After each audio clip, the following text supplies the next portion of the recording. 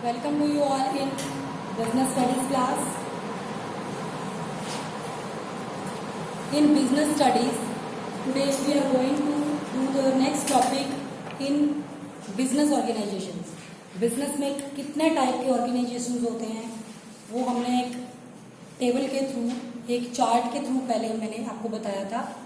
तो one by one हम सब टॉपिक्स एक एक क्लास में कर रहे हैं. पहले मैंने सोल ट्रेड के बारे में बताया, फिर पार्टनरशिप ऑर्गेनाइजेशन के बारे में बताया. Now in this class I will be telling you about company organisation. Company organisation actual में होता क्या है, कंपनी क्या होती है. As we all know that the old order change the yielding place to new.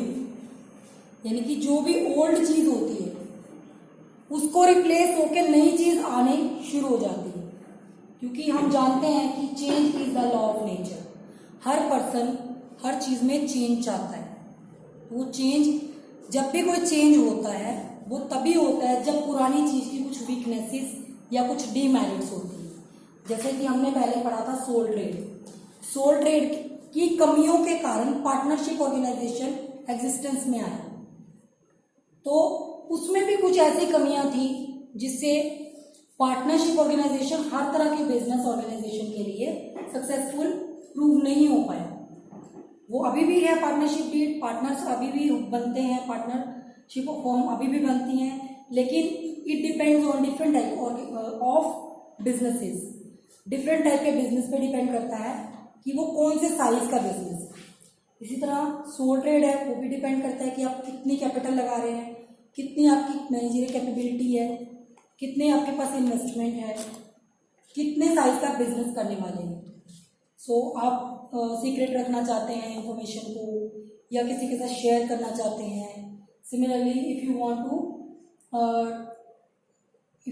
Take control of your business in your hand, तो आपको कौन से टाइप का बिजनेस चाहिए. तो बिजनेस ऑर्गेनाइजेशन को चूज करने के लिए बहुत सारे पॉइंट्स होते हैं, बहुत सारे फैक्टर्स होते हैं जिसको हमें ध्यान में रखना होता है. तो कंपनी ऑर्गेनाइजेशन जो है remove the weaknesses of sole trade and partnership organisation. जैसे कि हमने पार्टनरशिप और सोल ट्रेड में कुछ फीचर्स पढ़ी थी, उसकी कुछ कमियां भी निकली थी. क्या कि शॉर्टेज ऑफ कैपिटल. क्योंकि सोल ट्रेड में एक अकेला पर्सन बिजनेस स्टार्ट करता है. जब एक अकेला पर्सन पूरी बिजनेस की इन्वेस्टमेंट कर रहा है, कंट्रोल उसके हाथ में है, तो वो उसकी एक वीकनेस भी होती है. एक तो फीचर हो गई कि उस अकेले को लगानी है, पैसा जो भी लगाना है, लेकिन वो कितना पैसा लगा पाएगा. शॉर्टेज, जब वो बिजनेस को एक्सपैंड करना चाहता है तो वो नहीं कर पाएगा क्योंकि उसके पास कैपिटल की शॉर्टेज हो जाती है. सिमिलरली पार्टनरशिप में हम एक लिमिट होती है पार्टनर्स की कि कम से कम 2 और ज़्यादा से ज़्यादा 50 से पार्टनर ज़्यादा हम ले ही नहीं सकते अपनी पार्टनरशिप फॉर्म में, क्योंकि इससे ज़्यादा की कोई लिमिट है नहीं. इसके बाद अगर हम 51 भी कर देते हैं पार्टनर, तो भी हमारी जो पार्टनरशिप है वो इलीगल हो जाती है. तो लीगल पार्टनरशिप के लिए मैक्सिमम 50 पार्टनर्स होने जरूरी है जो मिलकर इन्वेस्टमेंट करते हैं. तो वहां पर भी शॉर्टेज ऑफ कैपिटल आ जाती है. इसके बाद नेक्स्ट पॉइंट आता है अनलिमिटेड लाइबिलिटी. जो भी सोल ट्रेडर होता है या पार्टनर्स होते हैं उनकी लाइबिलिटी अनलिमिटेड होती है. क्यों अनलिमिटेड होती है? लेकिन पार्टनरशिप में हमने ये पढ़ा था कि कुछ लाइबिलिटी लिमिटेड होती है, कुछ की लाइबिलिटी अनलिमिटेड होती है. जनरल और स्पेशल पार्टनर्स होते हैं. तो जो स्पेशल होते हैं उनकी लिमिटेड होती है और जो जनरल होते हैं उनकी अनलिमिटेड होती है. तो जनरल पार्टनर्स और स्पेशल पार्टनर्स दोनों होते हैं उसमें. और सोल ट्रेड में तो सोल ट्रेडर की ही होती है सारी लाइबिलिटी. तो अगर लॉस हो जाता है, अगर किसी को आउटसाइड पार्टी को पे करना है, तो उस अकेले को ही अपनी एसेट्स भी बेचनी पड़ सकती है. That is called unlimited liability. तो ये इसकी सबसे बड़ी डीमेरिट होती है. Lack of stability. स्टेबल नहीं होता. स्टेबल मीन्स कितने टाइम तक टिक पाएगा वो बिजनेस. सोल ट्रेड है, एक अकेला पर्सन स्टार्ट कर रहा है, मान लीजिए उसकी डेथ हो जाती है या वो बीमार होता है, बीमार होने से 2 महीने वो शॉप पे नहीं जा पाया, उसका काम ठप हो जाएगा. इतने में कोई नया कॉम्पिटिटर मार्केट में आ जाएगा तो उसका बिजनेस जो है बिल्कुल डाउन चला जाएगा, क्योंकि उसको संभालने वाला कोई नहीं है, अकेला है. दूसरा पार्टनरशिप है. पार्टनरशिप में भी वही है. मान लीजिए 2 पार्टनर्स मिलकर एक बिजनेस स्टार्ट कर रहे हैं, एक पार्टनर की डेथ हो जाती है तो पार्टनरशिप जो होती है वो डिसॉल्व हो जाती है, खत्म हो जाती है पार्टनरशिप फॉर्म. तो स्टेबिलिटी नहीं होती. लेकिन जो कंपनी ऑर्गेनाइजेशन होता है इसके लिए एक कोड है, क्या कोड है कि मेंबर्स में कम और members may go but company goes on forever. That means members आ रहे हैं या जा रहे हैं, इससे कंपनी की एग्जिस्टेंस पे कोई फर्क नहीं पड़ेगा, ये उसकी स्टेबिलिटी पर कोई फर्क नहीं पड़ेगा। Company will go for ever, यानी कि वो हमेशा के लिए चलती रहती है, वो एंड नहीं होती है, कोई भी मेंबर आ रहा है या जा रहा है। ऐसा क्यों? क्योंकि जो कंपनी है उसकी स्टैब्लिशमेंट होती है under companies act 1956। Companies act मतलब एक्ट है कंपनी से रिलेटेड, जिसमें कंपनी को फॉर्म करने के, कंपनी को स्टार्ट करने से रिलेटेड और कंपनी के कमेंसमेंट के सर्टिफिकेट से रिलेटेड जो कुछ रूल्स हैं वो सब इसमें लिखे गए हैं कि कौन से प्रोविजंस कंपनी में अप्लाई किए जाएंगे, कि हमें कंपनी की प्रमोशन कैसे करनी है, प्रमोट कैसे करना है उसको, कंपनी को कमेंस कैसे करना है, उसका सर्टिफिकेट कहाँ से मिलेगा, क्या प्रोसीजर है। तो वो सब जो रूल्स हैं वो लिखे हुए हैं कंपनीज एक्ट में। 1956 में ये एक्ट बना था जो कंपनी से रिलेटेड है। 2013 में इस एक्ट में कुछ अमेंडमेंट्स की गई थी, यानी कि कुछ चेंजेस किए गए थे। तो अब जो कंपनीज बनाई जाती हैं वो कंपनीज एक्ट 2013 के अकॉर्डिंग बनाई जाती हैं, जो चेंजेस हुए हैं उसके अकॉर्डिंग बनाई जाती है। तो कंपनी में कुछ लोग, कुछ क्या बहुत सारे लोग मिलकर इन्वेस्ट करते हैं। That means many persons jointly invest money, मिलकर इन्वेस्ट करते हैं, इसलिए हम कंपनी ऑर्गेनाइजेशन को जॉइंट स्टॉक कंपनी भी कहते हैं, क्योंकि जॉइंटली वो पैसा इन्वेस्ट करते हैं। अब आगे ये भी बताऊंगी कि पैसा वो कैसे इन्वेस्ट किया जाता है कंपनी के अंदर। इसके बाद नेक्स्ट इसमें आता है लायबिलिटी ऑफ मेंबर्स लिमिटेड। इसकी लायबिलिटी उनके शेयर्स की वैल्यू तक लिमिटेड होती है। अब शेयर्स क्या होते हैं, आपके माइंड में ये चीज आएगी कि शेयर क्या होता है। तो कंपनी की जो कैपिटल होती है, सपोज ये कंपनी स्टार्ट करने के लिए हमें कैपिटल लगाई, ये कैपिटल छोटे छोटे टुकड़ों में बटी होती है। सपोज कंपनी ने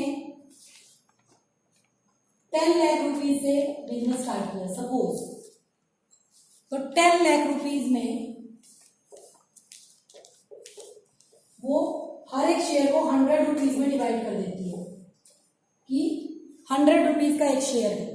तो इसका मतलब जब कंपनी इन्वेस्टमेंट के लिए शेयर्स इशू करती है, प्रोस्पेक्टस इशू करती है, जब लोग अप्लाई करते हैं शेयर्स के लिए, तो कैसे अप्लाई करते हैं, तो इसमें 10 लाख के लिए इन्वेस्टमेंट करवानी है और कितने शेयर इशू करेगी। अगर एक शेयर 100 रुपीज का है तो वो 10,000 शेयर इशू करेगी। तो नंबर ऑफ शेयर हमारे फिक्स हो गए। तो कंपनी की जो कैपिटल होती है वो छोटे छोटे टुकड़ों में बटी होती है और उस हर एक टुकड़े को हम शेयर कहते हैं। अब मान लीजिए मैं ही हूं, मैं एक इन्वेस्टर हूं, तो मैं कंपनी में पैसा इन्वेस्ट करना चाहती हूँ। अब मेरे पास कितने पैसे हैं इन्वेस्ट करने के लिए, it depends on my capability, मेरी अर्निंग कैपेसिटी के ऊपर, मेरी इन्वेस्टिंग कैपेसिटी कितनी है वो मैं चेक करूंगी कि कंपनी का एक शेयर 100 रुपए का है। अब मैं कितने शेयर में इन्वेस्ट कर सकती हूँ।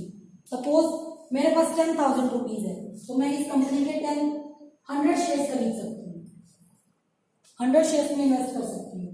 तो कोई भी शेयर होल्डर कितने पैसे इन्वेस्ट करना चाहता है वो ये चेक करेगा कि मेरे पास इन्वेस्ट करने के लिए कितने पैसे हैं और कंपनी का एक शेयर कितने का है। इसीलिए कंपनी अपने शेयर्स को टुकड़ों में बांटती है, उसको हर शेयर की वैल्यू अलग, हर शेयर की फिक्स वैल्यू होती है, that is called share value. उसकी शेयर प्राइस होती है, हर एक शेयर की एक वैल्यू होती है। तो 100 रुपीज का एक शेयर है और मैं 100 शेयर खरीदने के लिए कैपेबल हूँ, तो मैं 100 शेयर में इन्वेस्ट कर दूंगी, तो मुझे 10,000 रुपीज देने पड़ेंगे। तो मेरी जो लायबिलिटी होगी कंपनी में वो 10,000 रुपीज तक है। मैं इससे ज्यादा कंपनी को लॉस बियर करने के टाइम पे पे नहीं करूंगी। वो 10,000 रुपीज से ज्यादा मेरे से कोई पैसा नहीं मंगवा सकती। तो मेरी जो लायबिलिटी है वो फिक्स हो गई। कहां तक फिक्स हो गई, जहां तक मेरे शेयर्स की वैल्यू है, शेयर वैल्यू तक मेरी लायबिलिटी फिक्स हो जाती है। इसी तरह हर एक शेयर होल्डर जो भी उस कंपनी में इन्वेस्ट कर रहा है उसकी वैल्यू, जो शेयर की वैल्यू है वहां तक उसकी लायबिलिटी फिक्स होती है। अगर कंपनी को लॉस होता है तो in case of loss company can ask for the amount which is invested by the or you can say the value of the shares in which the shareholder is investing. जहां पर वो invest कर रहा है, जितने share में वो invest कर रहा है उसकी शेयर वैल्यू तक उससे पैसा मंगवाया जा सकता है। ये उसकी लायबिलिटी फिक्स हो जाती है वहां पर। यहाँ पे लिमिटेड लायबिलिटी का एक पॉइंट आ जाता है। सो कंपनी ऑर्गेनाइजेशन में बहुत सारे शेयर होल्डर्स होते हैं।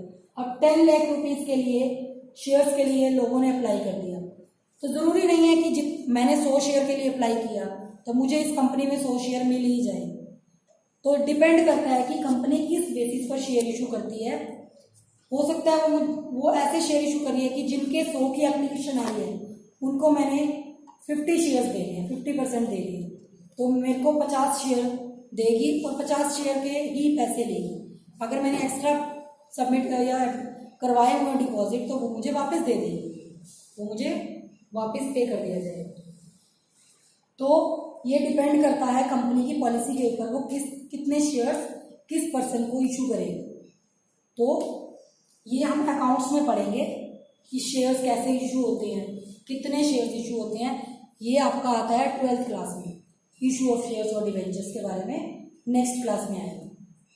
तो अभी फिलहाल हम यहाँ पर ये पढ़ते हैं कि कंपनी की जो कैपिटल होती है वो छोटे छोटे पार्ट्स में डिवाइडेड होती है। इसका जो एक पार्ट होता है उसको हम शेयर कहते हैं।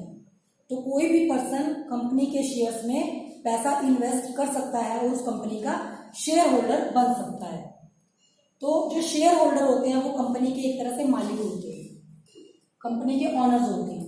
लेकिन यहाँ पर भी एक चीज अलग होती है, कंपनी की ऑनरशिप और कंपनी की मैनेजमेंट दोनों अलग अलग होती है। ऑनरशिप एंड मैनेजमेंट अलग अलग होते हैं। कैसे अलग होते हैं? क्योंकि कंपनी के शेयर होल्डर्स ने परचेज कर लिए। अब शेयर होल्डर्स ऐसे होते हैं जो पूरे कंट्री में कहीं ना कहीं फैले हुए होते हैं, या दूसरी कंट्री के भी हो सकते हैं जिन्होंने हमारी कंट्री के शेयर्स खरीदे हों। तो शेयर होल्डर अलग अलग जगह पर स्प्रेडेड होते हैं, अलग अलग जगह पर रहते हैं। तो उन शेयर होल्डर्स का जरूरी नहीं है कि वो कंपनी की हर एक एक्टिविटी में पार्टिसिपेट कर पाए, हर डिसीजन में पार्टिसिपेशन हो। लेकिन उनमें से कुछ शेयर होल्डर एक्टिव रहते हैं जो कि कंपनी की हर एक एक्टिविटी में पार्टिसिपेट करते हैं। तो यहाँ पर ऑनरशिप और मैनेजमेंट कैसे डिफरेंट होगी? तो शेयर होल्डर्स को हम ऑनर कहते हैं, ऑनरशिप होती है शेयर होल्डर्स की। हम किसी कंपनी के शेयर लेकर उसके ऑनर बन जाते हैं, तो शेयर होल्डर्स की ऑनरशिप होती है।